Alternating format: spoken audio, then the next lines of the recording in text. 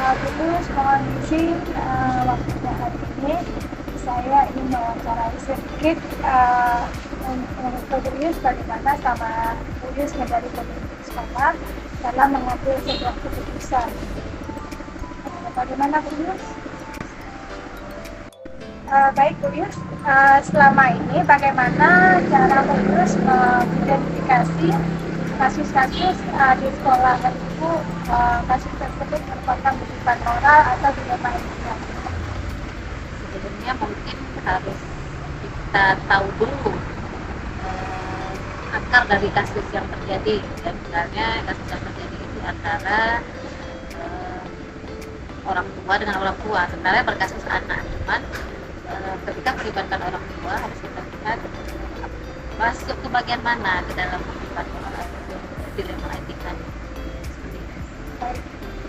Selama ini bagaimana caranya menjalankan pengambilan sebuah keputusan di sekolah Ibu, terutama untuk kasus-kasus di mana ada dua kepentingan yang sama-sama benar atau sama-sama mengandung nilai-nilai kebijakan? Ya, pada dasarnya untuk masalah-masalah atau kasus-kasus yang berhubungan dengan orang lain, ya, mungkin yang harus diperhatikan adalah atau yang harus dipertimbangkan adalah bagaimana nanti hasil akhir atau pengambilan keputusannya. Jadi awalnya mungkin kita akan coba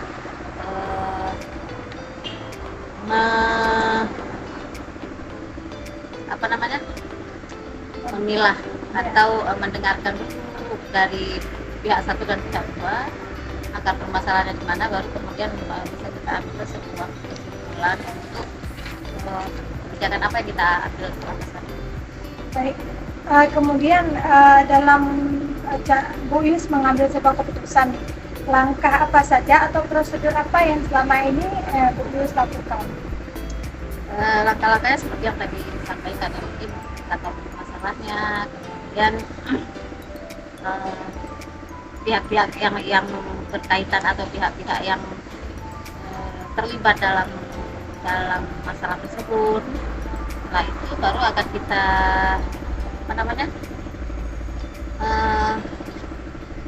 bukan ambil dulu ya, bukan mengambil keputusan, tapi kita analisa dulu sampai akhirnya keputusan itu bisa ada dari kita melihat kasus dan apa yang disampaikan dari kedua belah pihak.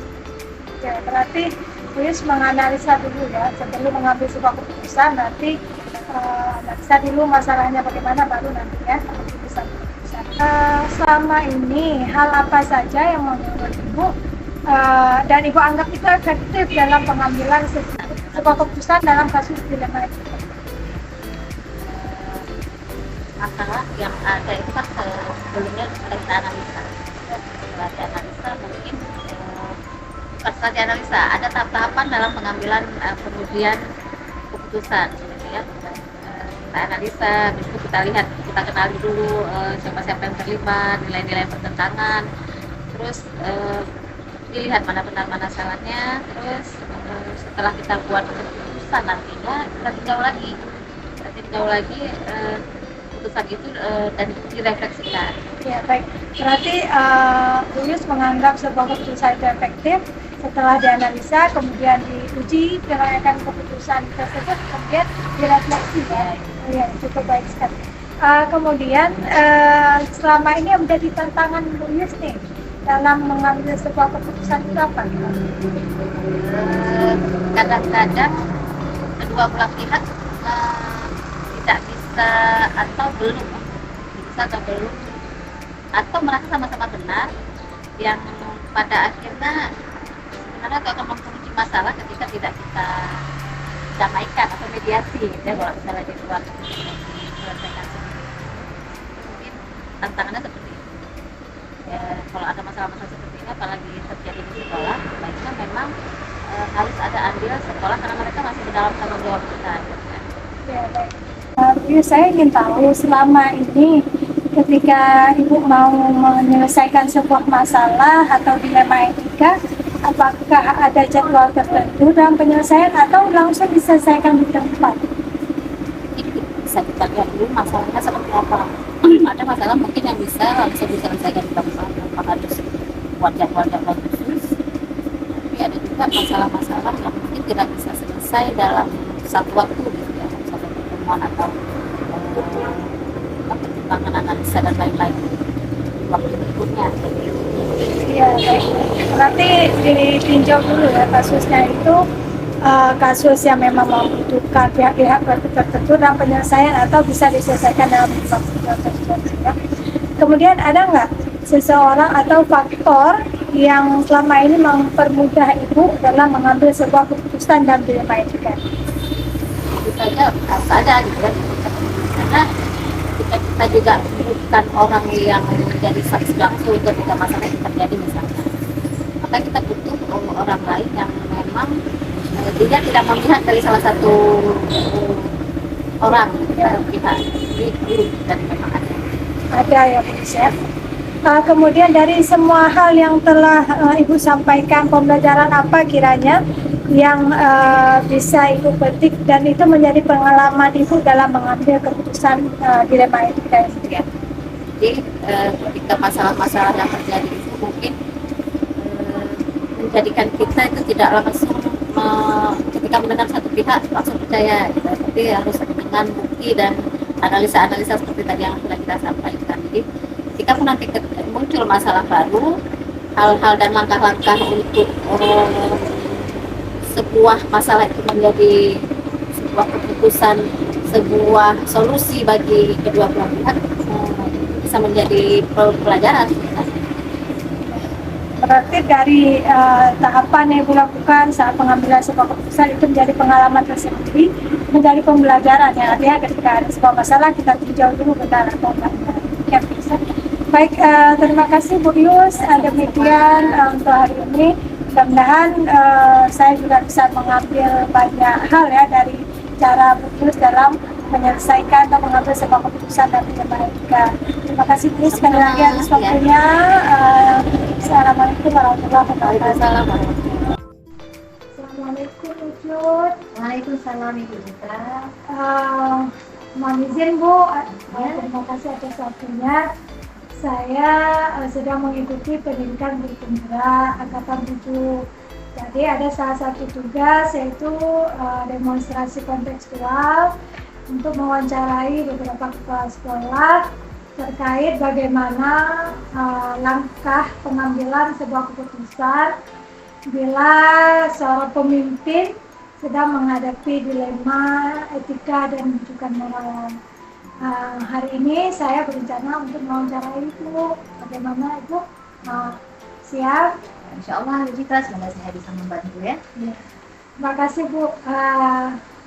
Bu Cut, selama ini bagaimana cara Ibu mengidentifikasi kasus-kasus yang mana dikatakan itu kasus dilema etika atau kasus yang termasuk dalam rujukan moral? Tentang dilema etika dan rujukan moral, susah ya Bu sebenarnya membedakannya, cuma kan kita juga harus tahu ya bagaimana cara kita menentukan apa itu dilema etika. Dilema etika kan itu ada dua keputusan di mana benar dengan benar ya, kita harus bisa membedakan mana yang benar tapi untuk waktu yang benar. Sedangkan untuk dilema rujukan moral yang satu lagi itu dua keputusan di mana benar dan salah. Jadi untuk membedakannya tentunya kami ya, saya sebagai pemimpin itu menelaah terlebih dahulu kasus yang akan diberikan dan saya akan membedakan apakah itu rujukan moral. Baik.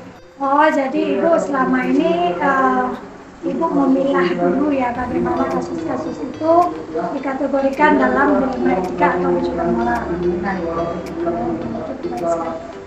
Selama ini bagaimana Ibu menjalankan pengambilan keputusan di sekolah Ibu, terutama untuk kasus-kasus di mana ada dua kepentingan Ibu yang sama-sama benar atau sama-sama mengandung nilai kebajikan. Bagaimana sikap Ibu dalam Tentunya seperti yang saya katakan tadi, setelah kita menolak atau tahu bahwa itu termasuk kamu atau dilema etika, barulah kita bisa ambil keputusan. Ya, selama ini yang kami lakukan tempat ini, saya tidak mengambil keputusan itu sendiri.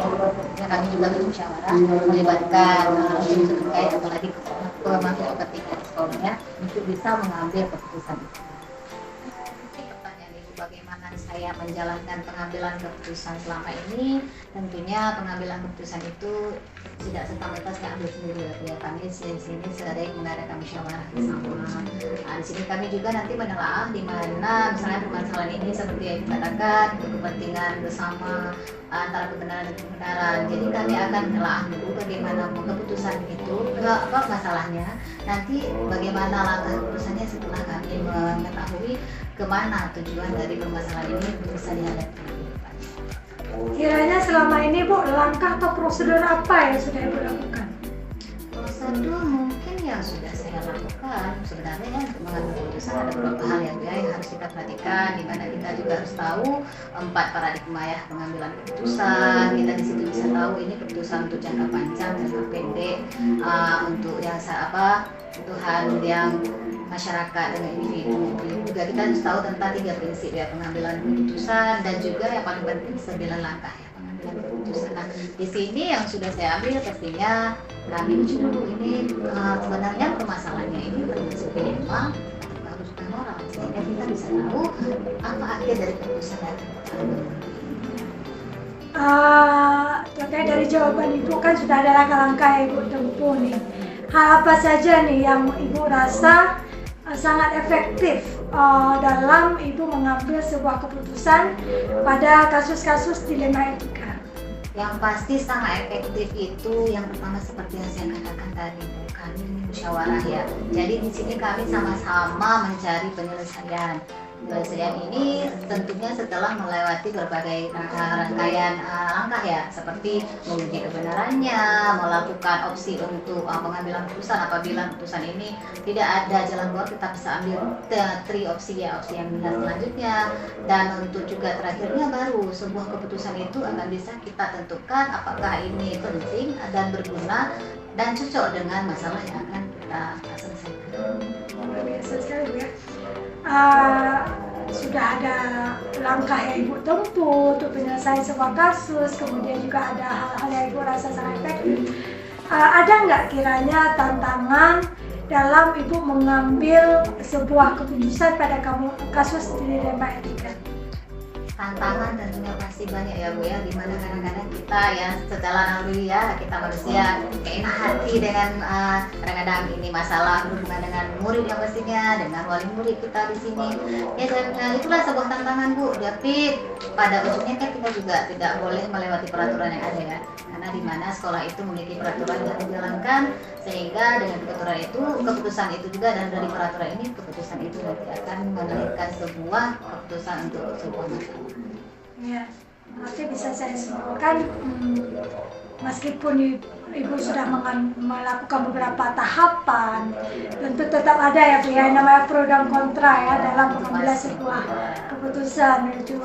Nah, selama ini Ibu memiliki sebuah tata cara atau jadwal tertentukah saat Ibu mengambil atau menyelesaikan kasus-kasus dilema etika? Apakah secara langsung ya Ibu selesaikan di tempat kejadian, atau mungkin memiliki sebuah jadwal untuk menyelesaikannya, bentuk atau prosedur seperti apa yang Ibu jalankan?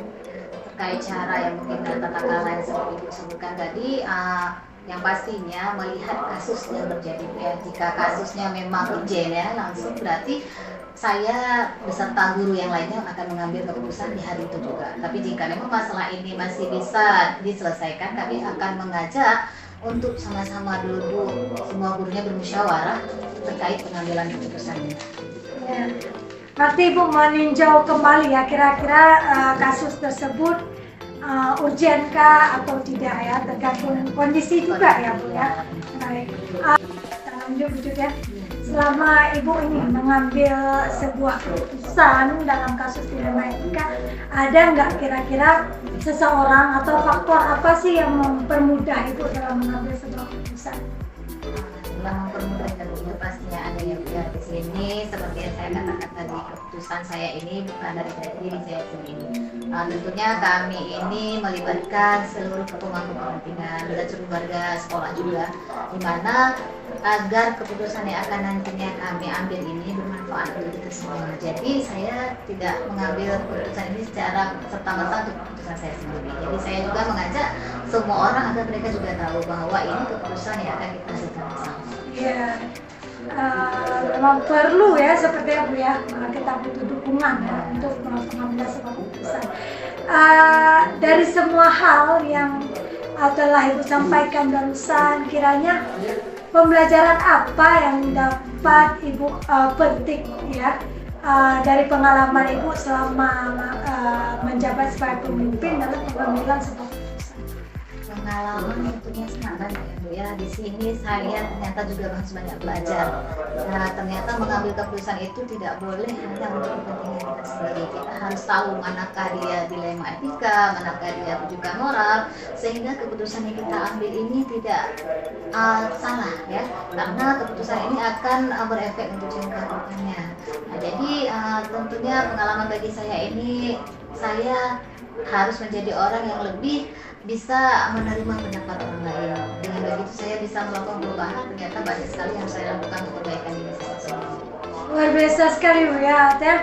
Saat Ibu menghadapi sebuah kasus dilema etika, disitulah juga Ibu merasa ada hal baru, pengalaman baru yang bisa Ibu petik, yang bisa kiranya Ibu ambil dalam pengambilan keputusan-keputusan ke depan tuh agar lebih efektif lagi, tidak merugikan orang lain. Demikian ya Bu. Luar biasa sekali Bu Cut. Saya banyak belajar ya dari Ibu. Semoga nanti kiranya kita sama-sama ya bisa mengambil sebuah keputusan yang cukup baik ya ketika kita dihadapi dalam sebuah dilema etika. Benar sekali Bu Citra, karena sebenarnya kan kita sama-sama belajar ya Bu ya. Saya sendiri juga belajar, Ibu juga belajar. Jadi mungkin kedepannya ini menjadi perbaikan ya untuk kita sendiri juga.